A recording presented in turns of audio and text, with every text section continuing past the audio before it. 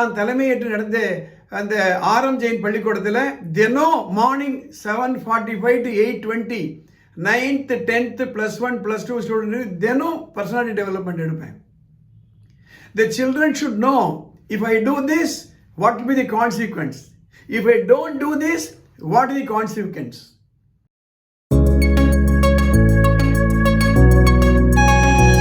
என் அன்பார்ந்தவர்களே, இன்றைக்கு இருக்கக்கூடிய சொசைட்டியில் ஒரு முக்கியமான செக்மெண்ட் நம்ம ரொம்ப ஜாக்கிரதையாக கையாளணும்.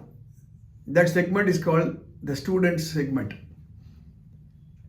ப்ரீகேஜிலேருந்து 12th வரையில் இருக்கக்கூடிய that 15 years will decide the quality of life of the child for the next 85 years.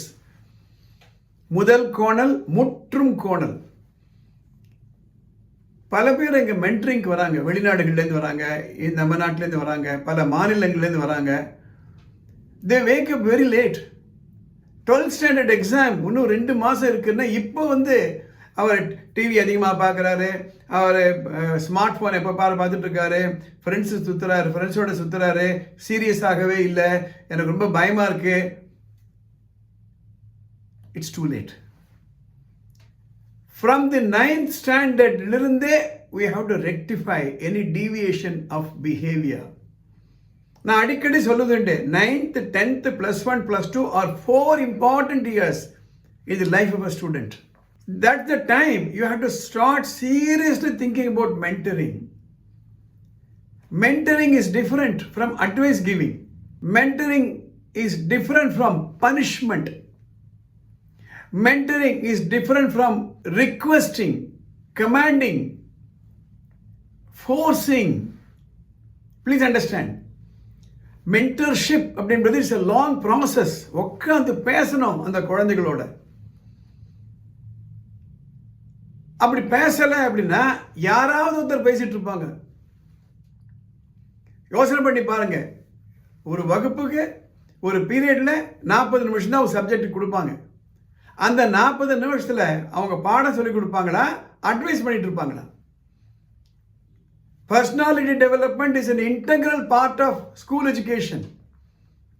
அதனால தான் நான் தலைமையேற்று நடந்த அந்த ஆரம் ஜெயின் பள்ளிக்கூடத்தில் தினம் morning 7:45 to 8:20 9th 10th +1 +2 student தினம் பர்சனாலிட்டி டெவலப்மெண்ட் எடுப்பேன்.